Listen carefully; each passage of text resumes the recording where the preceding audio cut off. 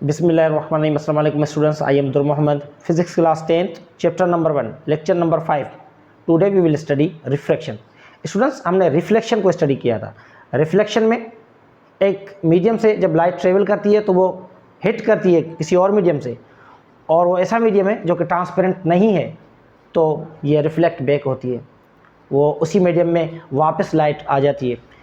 Refraction के case में कुछ ऐसा नहीं है स्टूडेंट्स। रिफ्रैक्शन के केस में ऐसा होगा कि लाइट जो है ट्रेवल करती आ रही है और ट्रेवल करने के बाद एक और मीडियम से टकराती है जो कि ट्रांसपेरेंट मटेरियल है, जो कि ट्रांसपेरेंट मीडियम है। उसमें से जब वो गुजरती है तो कुछ बेंड हो जाती है। इट मीन्स कि उसका डायरेक्शन चेंज हो जाता है। स्टूडेंट्स, लाइट जब भी किसी रेयर मीडियम से आ रही होती है और वो किसी डेंस मीडियम में जाती है तो उसकी स्पीड कम हो जाती है। जैसे उसकी स्पीड कम हो जाती है तो वो बेंड होना शुरू हो जाती है towards the normal line. Students, आइए हम सबसे पहले इसकी डेफिनेशन को देखते हैं। Refraction is the bending of light when it passes from one transparent medium to another medium because the speed of light changes. Students, जैसे ही एक ट्रांसपेरेंट मीडियम से दूसरे ट्रांसपेरेंट मीडियम में लाइट सफ़र करती है तो वहाँ पे ये बेंड हो जाती है क्योंकि इसकी स्पीड कम हो जाती है। क्योंकि रेयर मीडियम से जब लाइट आ रही होती है, रेयर मीडियम से सफ़र कर रही होती है, और वहाँ से गुजर के जब वो डेंस मीडियम में जाती है तो वहाँ पे इसकी स्पीड कम हो जाती है। जब स्पीड कम हो जाती है तो ये बेंड हो जाती है। इस लाइट की स्पीड जो है कम होने की वजह से इसका डायरेक्शन चेंज हो जाता है। उस ट्रांसपेरेंट मटेरियल से ये क्रॉस तो हो जाती है लेकिन इसका डायरेक्शन चेंज हो जाता है। स्टूडेंट्स, ये जो डायरेक्शन चेंज हो जाता है इसी को हम कहते हैं रिफ्रैक्शन ऑफ लाइट। इसका एग्जांपल मैंने यहाँ पे लिखा है, a pencil placed in a glass of water looks bent. Students, आप एक पेंसिल को एक ग्लास ऑफ वाटर में जब आप रखेंगे जिसमें पानी भी हो तो आपको महसूस होगा कि ये पेंसिल टूटा हुआ है, लेकिन वो पेंसिल टूटा हुआ नहीं होता क्योंकि वो लाइट वेव्स जो हैं वो जा रही होती है पानी के अंदर, और पानी की डेंसिटी जो है वो ज़्यादा है एयर से, तो क्योंकि वहाँ पे लाइट बेंड होती है तो ऐसे महसूस होता है कि पेंसिल टूटा हुआ है, लेकिन एक्चुअली ये बेंडिंग ऑफ लाइट। स्टूडेंट्स, उसके बाद रेनबो एक और मिसाल है इसका। रेनबो जो आप आसमान में देखते हैं बरसातों के मौसम में, rainbow forms because sunlight is refracted. Rainbows भी रिफ्रैक्टेड की वजह से लाइट रिफ्लेक्शन होती है वहाँ। स्टूडेंट्स, रेनबोज इसलिए बनती है क्योंकि जब सनलाइट जो है वो एक एयर के मीडियम से स्पेस से गुजरती हुई आ रही होती है, जब वो दाखिल होती है पानी के पार्टिकल्स में तो वहाँ क्योंकि पानी की डेंसिटी ज़्यादा है तो वहाँ से लाइट रिफ्रैक्ट होना शुरू हो जाती है और फिर डिस्पर्शन ऑफ लाइट होती है तो एक रेनबोज बन जाती है। स्टूडेंट्स, ये एक रिफ्रैक्शन ऑफ लाइट का ये भी एक एग्जांपल है। अब हम बढ़ते हैं डायग्राम की तरफ। स्टूडेंट्स, हमने देखा था रिफ्लेक्शन के केस में कि इंसिडेंट रे जो है सेम उसी तरीके से ये भी एक इंसिडेंट रे है, ये इनकमिंग लाइट है, लाइट रेज जो है ये आने वाला है। इंसिडेंट रे जब ये एयर से क्रॉस करता हुआ एक मीडियम की तरफ, ये गिलास है स्टूडेंट्स, ये गिलास है जो कि मैंने रेक्टेंगुलर शेप में बनाया हुआ है ग्लास है। जब इसमें से गुजरने की कोशिश करेगा, लाइट जब यहाँ पे हिट होगी और यहाँ से जाएगी तो ये इस तरफ बेंड हो जाएगी। स्टूडेंट्स, ये नॉर्मल लाइन है जो हमने ड्रा की है, ये उसी पॉइंट पर हमने ड्रा करनी है जो कि इंसिडेंस पॉइंट ऑफ इंसिडेंस है। यहाँ पे आके लाइट जब हिट करती है तो यहाँ से हमें नॉर्मल बनाना है परपेंडिकुलर टू दैट सरफेस। जिस सरफेस के साथ लाइट हिट हो रही है उसके परपेंडिकुलर हमने नॉर्मल लाइन बनानी है। और इस नॉर्मल लाइन में स्टूडेंट्स हम यहाँ पर देख रहे हैं कि जो लाइट है इंसिडेंट रे है, जब यहाँ से टकरा गया, हिट हुआ जब गिलास से, तो ये बेंड हुआ towards the normal line. Students, अगर ये बेंड ना होता तो ये यूँ जाके सीधा ये लाइन यहाँ से क्रॉस हो जाती इस तरीके से, लेकिन आप देख सकते हैं कि ये लाइन जो है इस तरीके से बेंड ही है, और ये जो लाइन बेंड होके बाद में बनी है, यानी यहाँ से यहाँ तक लाइन जो है इसको हम कहेंगे इंसिडेंट रे, और जब ये उसके बाद बेंड होना शुरू हो गई स्टूडेंट इसको हम कहेंगे रिफ्रैक्टेड रे। ये रिफ्रैक्शन ऑफ लाइट हो रही है स्टूडेंट्स। उसके बाद एक और लाइन जो कि फिर दोबारा इस मीडियम गिलास को क्रॉस करके जब बाहर निकल रही है तो इस लाइन को हम इमर्जेंट रे कहते हैं, इमर्जेंट रे। स्टूडेंट्स, अगर हम इस लाइन में इस मीडियम को देखें तो इस मीडियम गिलास के अंदर अगर इस रे को हम लें और इस रे को लें तो यहाँ पर हम ये कह सकते हैं कि ये लाइन जो है इसको हम इंसिडेंट रे अगर काउंट करें तो इसको हम रिफ्रैक्टेड रे काउंट कर सकते हैं। अगर हम इसको काउंट करें कि ये एक इंसिडेंट रे है तो फिर ये रिफ्रैक्टेड रे है।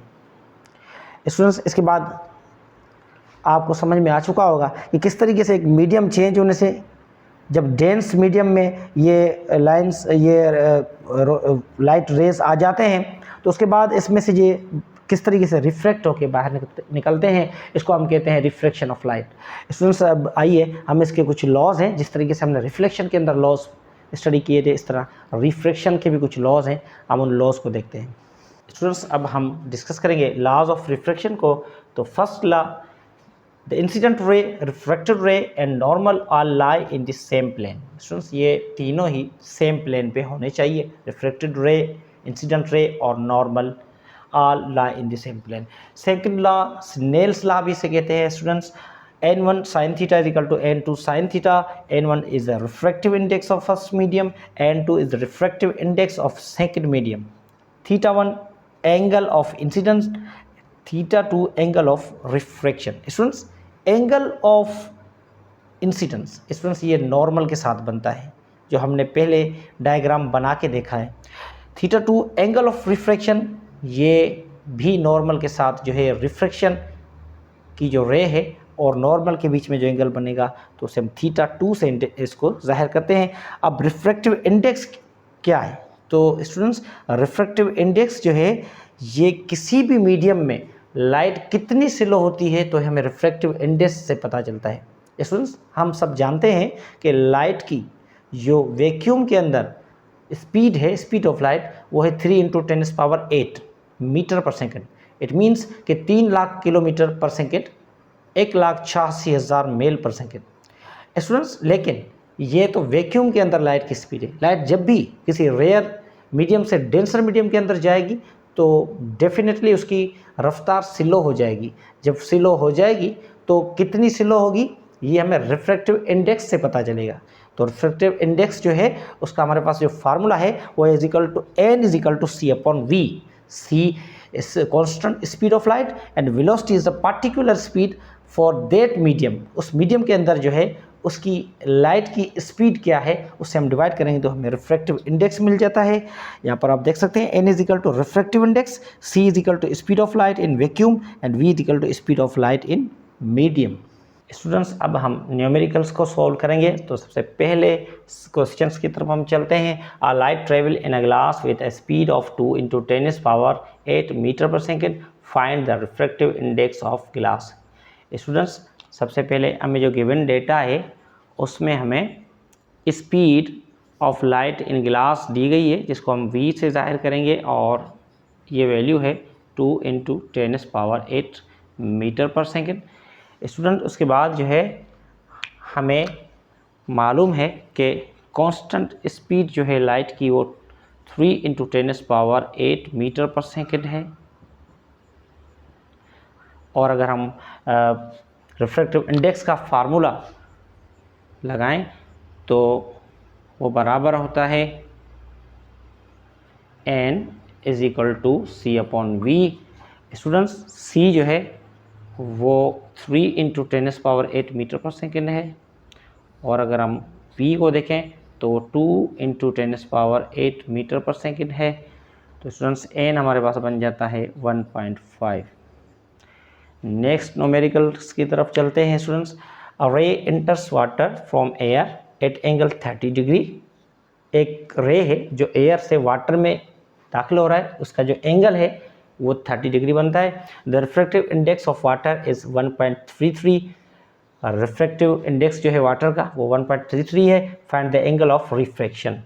तो स्टूडेंट्स, सबसे पहले हमें गिवन डेटा जो है उसको हम लिखते हैं। तो गिवन डेटा में अगर हम देखें तो सबसे पहले जो है हमें एयर का जो रिफ्रैक्टिव इंडेक्स है वो हमें पता है कि वो 1 है। और अगर हम वाटर का रिफ्रैक्टिव इंडेक्स देखें तो हमें गिवन है 1.33। अगर हम थीटा देखें तो थीटा 1 जो है जिस एंगल से लाइट इंसिडेंट हो रही है तो वो है 30 डिग्री। θ2 जो है वो हमें फाइंड करना है। स्टूडेंट्स ये हम फार्मूला पहले ही समझ चुके हैं, तो फार्मूला जो है हमारे पास वो है n sin θ1 equal to n2 sin θ2। अब स्टूडेंट्स इसमें अगर हम वैल्यूज़ पुट करें तो n जो है n1 1 होता है, और इसमें अगर साइन के साथ हम 30 लगाएं स्टूडेंट्स, तो अब n2 और n2 जो है वो 1.33 है, और साइन θ2 हमें फाइंड करना है θ2। स्टूडेंट्स अब अगर हम देखें तो साइन 30 की जो वैल्यू है वो बनती है 0.5, और अगर हम इस 1.33 को इस तरफ लेकर आएँ तो ये 0.5 से डिवाइड हो जाएगा, और इस तरफ हमारे पास बचता है साइन θ2। स्टूडेंट्स अब अगर हम इसको डिवाइड करें तो ये वैल्यू बन जाती है 0.375, और राइट हैंड साइड पे हमारे पास बचेगा साइन θ2। स्टूडेंट्स अब अगर हम साइन को लेफ्ट हैंड साइड पे शिफ्ट करें तो ये साइन इन्वर्स हो जाएगा, sign inverse. Students sign inverse जो है उसमें अगर हम 0.375 को रखें राइट हैंड साइड पे हमारे पास θ2 बचता है। तो स्टूडेंट्स अब अगर हम इसको कैलकुलेटर के ज़रिए अगर इसको हम हल करें तो ये 22 डिग्री आंसर आ जाएगा, जो कि थीटा के इक्वल है। तो हमने फाइंड कर लिया एंगल ऑफ रिफ्रैक्शन। स्टूडेंट्स उम्मीद है कि आपको न्यूमेरिकल्स समझ में आ गए होंगे। अगर कोई आपका क्वेश्चन है तो आप मुझे कमेंट बॉक्स में अपना क्वेश्चंस और क्यूरीज भेज सकते हैं, मैं आपको रिप्लाई दे दूंगा। तब तक के लिए मुझे इजाज़त दीजिए, अगले लेक्चर में दोबारा हाज़िर होते हैं। अल्लाह हाफिज़।